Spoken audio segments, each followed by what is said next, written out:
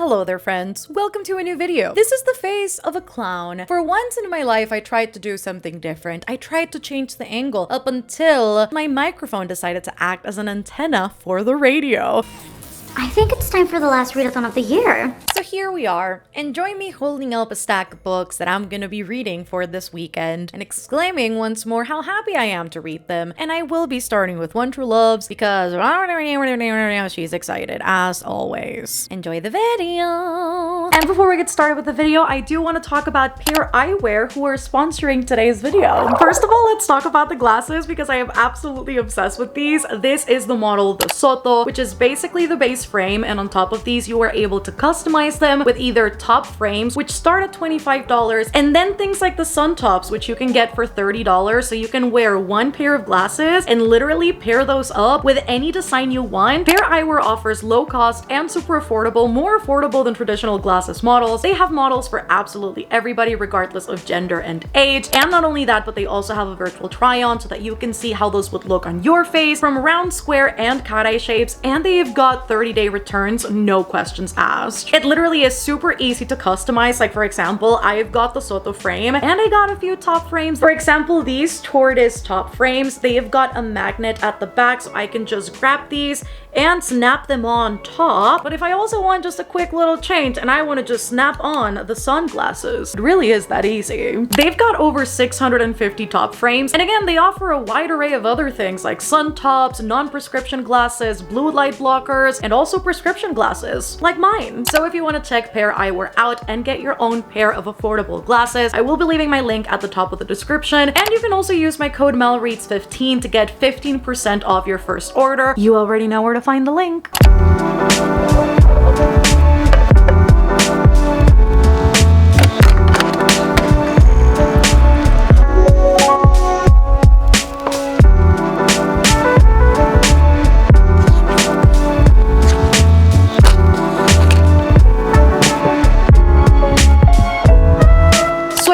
One True Loves, and I've got thoughts and opinions, and I'm not sure if this is the general consensus. However, let me share them with you. We basically follow our main character Emma. We've got two different timelines as well. In the past, we explore Emma as a high schooler having a big crush on Jesse, who she ultimately ends up marrying. And then because they were both big adventurers and they like to travel the world and try new things, he decides that he wants to explore some mountains and go out on a helicopter ride. The helicopter ends up disappearing, and because the police never find bodies or the helicopter itself, at least so far, they not only deem him to have disappeared, but then they actually declare him dead. And then in the present timeline, we follow Emma as she is actively rebuilding her life after that tragedy. She is now engaged to Sam, who she used to be very close friends with while she was in high school, and lo and behold, Jesse is actually not dead. He actually gives her a call and he's like, "Baby girl, I'm alive and I'm coming home." And she's like, "Oh, what do I do with this now?" Because obviously she's engaged and she's rebuilt her life, so now she has to make this very important decision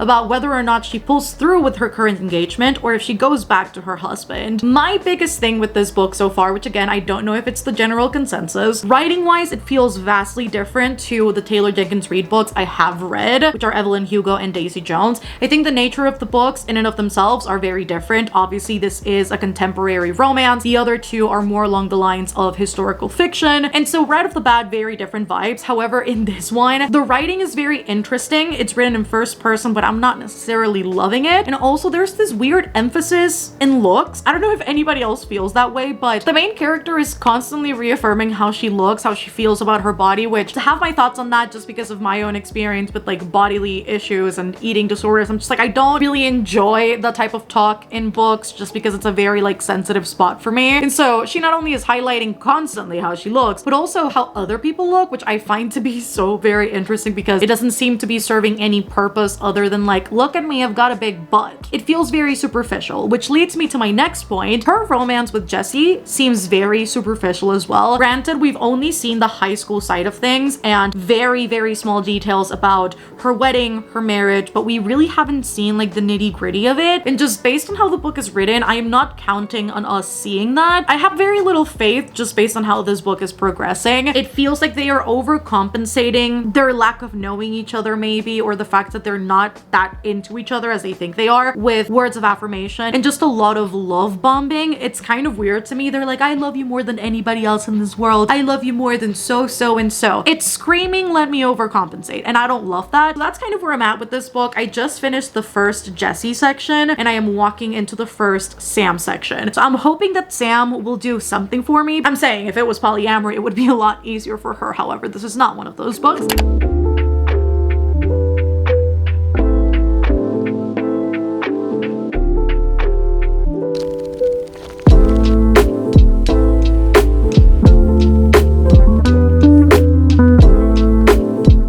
A little something. I finished One True Loves and this book is falling apart. So let me show you. Just like randomly, I was flipping my book. I had started it. I didn't mention this earlier. First page. Page 5 just falls off the book, and every 5 to 10 pages I turn, I just get stuck with a page on my hand. This book's copy was falling apart as much as I was reading this, not because it was so sad or like heartbreaking, but because I was losing my mind. I know that all of the characters for the most part in this book, except maybe Sam, are dealing with a lot of trauma. Not only is Emma trying to figure out how she feels currently because she has 2 very prominent relationships in her life currently present in a way that she never thought possible, and then obviously Jessie, having come back from being lost at sea and experiencing so many things and being on the brink of death several times. It's a very hard situation to figure out and navigate, and there's again a lot of trauma involved. However, the communication in this was terrible. I think the only good communicator in this book was Sam, and honestly I appreciated Sam because he was so kind for the entire book, and I think what he did was probably the smartest thing to be done, where he distanced himself just enough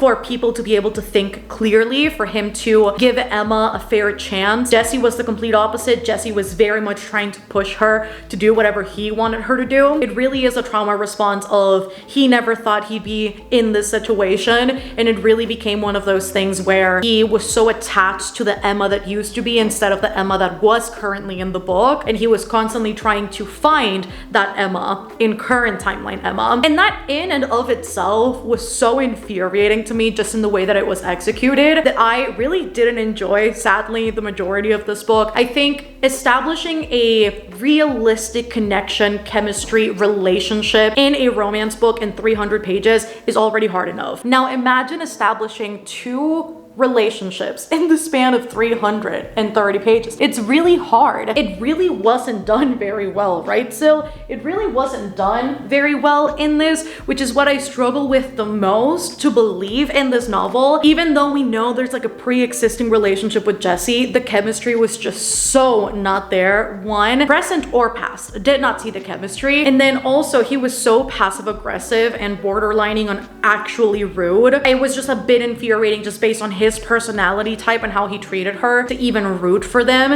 And in the premise of the novel, I would have wanted to feel torn in the same way that I'm sure Emma felt torn throughout the entirety of the story. So I'm giving this 2 stars. It really just was not worth it for me. That being said, I think what I'm gonna pick up next is going to be Wing Bearer, to get some cozy reading in graphic novel wise, because it is a graphic novel tonight.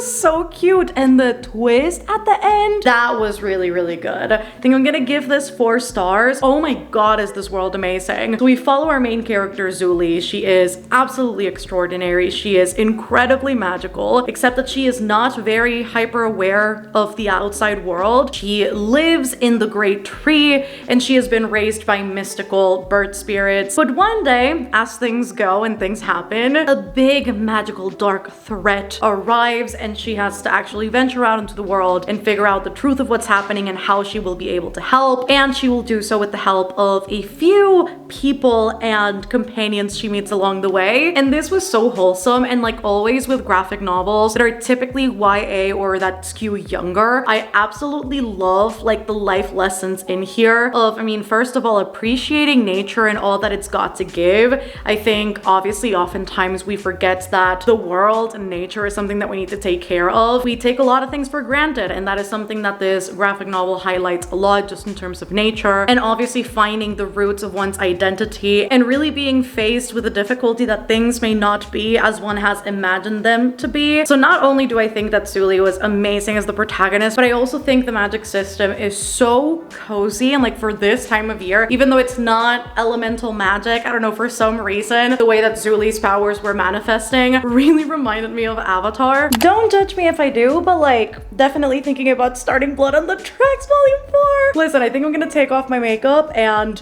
change shirts because I'm very hot in this. This shirt is very hot. I've been kind of suffering all day, but like it's cute. Start this and then we'll see where we go from there.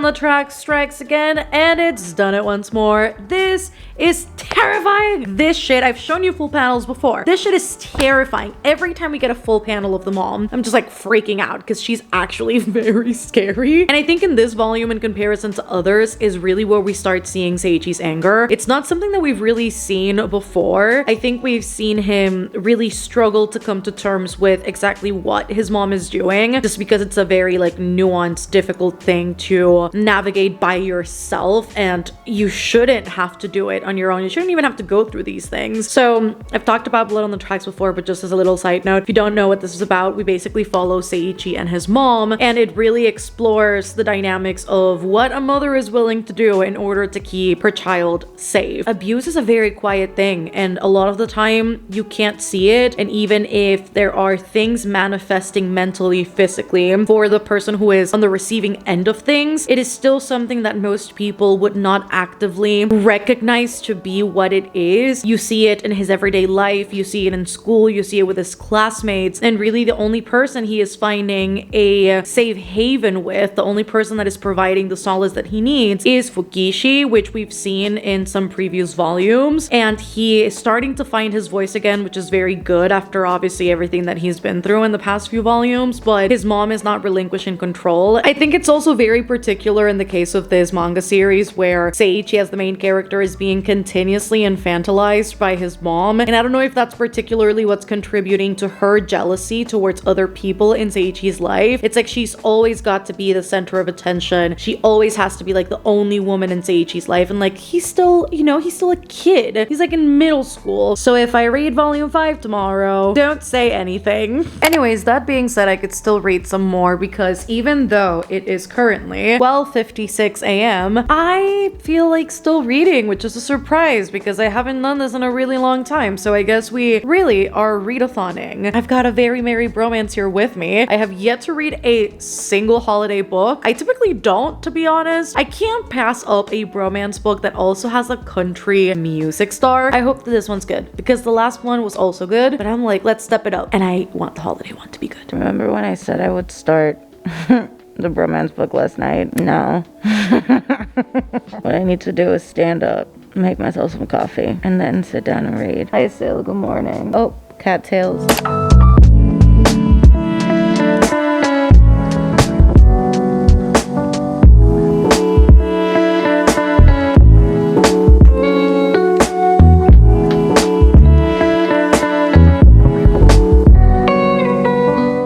Let me just update you guys on the book I'm currently reading because it's so good. And that book is A Very Merry Bromance. This is the newest installment in the Bromance Book Club series, which is a romance companion novel series that I absolutely adore. It really centers the idea around a bunch of friends, men in particular, coming together to read romance books in order to understand relationships and women better and to know how to approach certain situations with a little bit more tact than they are used to. And so I love the series. I think it's super wholesome, and obviously it goes up and down which installment I like better than the other. better. But this though is hitting every particular spot. This one is Grumpy X Sunshine, but I really love the way that it is done because the grumpy aspect of it does not come without its explanations and without its backstory, which I quite appreciate. And so obviously we enter our love interest, who is the complete opposite. He is super sunshine. He is actually a country star, and there is something about that southern drawl, friends, that I never thought I'd say I was into, but this book is making me be into it. It's kind of hot, I'm not gonna lie to you. And so he obviously wants to show her how great Christmas can be if done correctly. And so I love their dynamic. I think their banter is great, and I think just based on her background, she is bringing a lot of cool commentary about class and privilege, and in particular she is an immigration lawyer, and so she's obviously dealing with a lot of people that don't come from the same social background as she does, people who are really struggling with money, people who are really struggling to make ends meet, people who are trying to go somewhere else in order to make a better life for themselves, and obviously because of many a reason they cannot do that, and so she helps them fight for a better life. And so I think the balance between the two is so good. The way they complement each other is so good. I will say, in the grand scheme of bromance books, this is probably the one that contains the least amount of romance book club sections. The interactions between the club are very much contained to just like quality time with each other, more than the actual let's read a book and analyze it and let's see how you're going to apply it to your relationship type of thing. And honestly, I don't mind it because I think the quality time that the guys are spending together more than makes up for it. I think it's still super wholesome. And there was this one scene, which is probably my favorite scene in the entire book, when they are wrapping presents and they were just flabbergasted at the fact that one of them did not know how to wrap gifts and always uses gift bags. And let me tell you, that scene just cracked me up. It was so funny. So everything about this right now is working for me. I'm flying through it too. I literally have like 130 pages left, so I haven't been wanting to stop reading, which is amazing. Today has been a little bit of a slower day for the readathon, and I'm about to finish it in the next sitting because it's very good.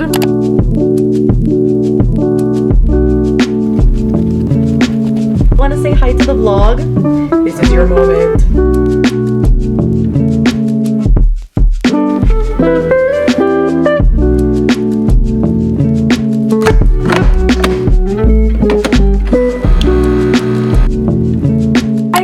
And it was so wholesome. This made me so happy. I almost cried at the ending, I'm not gonna lie, but I love everything about this, from the smut to the relationship to the balance between the two characters, the family aspect of this, just not only his side of the family, which is so incredibly welcoming and just beautiful and wholesome, but also again the found family within like the bromance book club and all of the couples that are already established and how they just welcome the newcomers, Gretchen in this case, with open arms, even though she already knows all of them. But the camaraderie, the love, everything is just perfect in this book. And also Gretchen's family, they're awful. They definitely give off like Succession vibes. Wait, did I say like that? Succession vibes. Anyways, it gives Succession vibes with the whole like rich family drama. They own like a whiskey company, very entitled, very privileged, very fucking terrible human beings if you ask me. And the way that it keeps like developing and the drama keeps building up, very here for it. This is like the perfect mix between the Christmas romance, the Grumpy X Sunshine, all the angst, all the tension, all the sexiness, and then add rich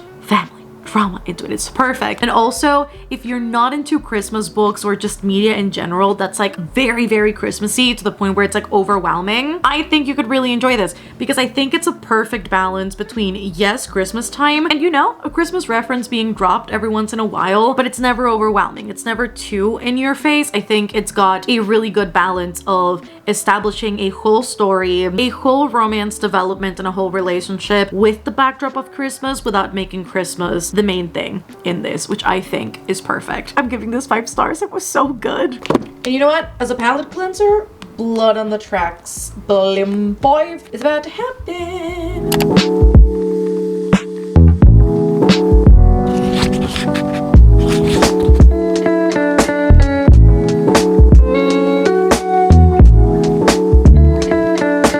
Thing only gets crazier by the volume. What is happening? Listen, it's not that I didn't like it. However, do I want to sit here and read about teenagers, or at least one teenager telling the other, give it to me? I really don't. It was really weird. It was really uncomfortable. And that really is what brought the rating down for this. Because listen, it's one thing to obviously talk about touch aversion in any sort of media. They're kids, and that does not need to be out there. And so I'm giving this 2 stars because it really was just odd and uncomfortable to read. And I understand that horror is supposed to be uncomfortable to read. However, basically in this installment, we've got Seiichi's mom looking for him because he is running away, or he is attempting to. And while that is happening, Seiichi figures out what a lot of things are. Things I didn't need to know. I was good without that knowledge. I will not lie though, that girl that he is with sort of gives me the same vibes as his mom, and I'm like really not into it. So this volume was a little bit weird, and I'm very much not into it. So I'm gonna give it again 2 stars.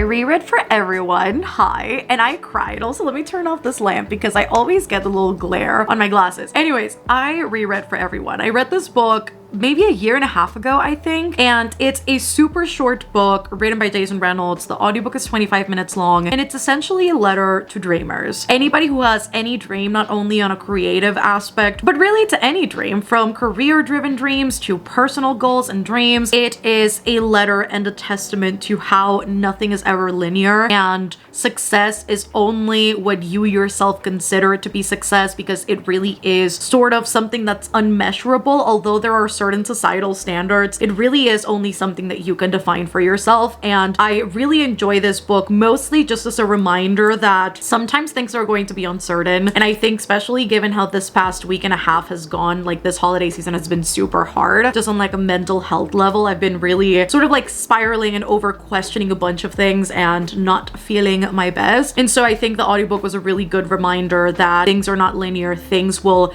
go up and down. Nothing is ever really certain. And it's good to doubt things. It's good to doubt things and wake up and continue to fight even through the doubt. It is what we strive for, essentially. And it is better to doubt and fight rather than to doubt and do nothing with it. And I love how he constantly reaffirms that message in the book, in the letter. And it is just so beautifully written. It definitely is giving like Papa Bear vibes in the way that it is written. It gives very much fatherly vibes. And I certainly needed sort of like that reaffirmation and just that little nudge and reminder that sometimes things will be really good and sometimes they're not going to be as good, and that's normal and that's okay. And so I loved it, and I think I loved it even more than the first time I read it, and it might just be due to me really needing to hear those things at this point in time. And so it was a nice little reminder, a quick little audiobook, and it's narrated by Jason Reynolds himself. It is time to wrap this up, friends. I read all this Lust for Everyone by Jason Reynolds, and honestly feeling quite accomplished with this weekend. It was super cozy, and it was the exact reset I needed. It was just a really good way to find the escapism of books and just interact with people. So 10 out of 10 for the readathon. It was, again, exactly what I needed. And on top of all of that, I did also start The Battle of the Labyrinth. I got 4 chapters in, so page 62, and I love this. I think out of every Percy Jackson book, out of the first main series, this is probably the one I remember the least. So I think this is going to be really good upon a reread experience because the stakes are getting higher and higher. I'm very excited to keep on going with this when the time is due, which I do hope to finish this before the year is over. That's the readathon. That's what I read. That's what happened this weekend. I hope that you guys enjoyed this video. If you did, don't forget to give it a thumbs up. Comment down below, have you read any of these books? What did you read over the course of this past weekend? And maybe what are you even hoping to finish out the year with in terms of reading? Do let a girl know all of that down in the comments. Don't forget to subscribe if you haven't done so already. I am constantly uploading videos that I am sure you do not want to miss. And if you want to support the channel further and want extra content, I do suggest joining Patreon. Officially, the rebrand and the revamp is underway, so you'll be able to see all of the new benefits. If you head on over to patreon.com/MelReads, you'll be able to see everything that we're doing for 2023. That is super exciting. So if you guys would like to join us on all of the fun, the link for that is always down in the description, alongside all of my social medias. And yes, I love you guys so much, and I will see you on the next one. Goodbye!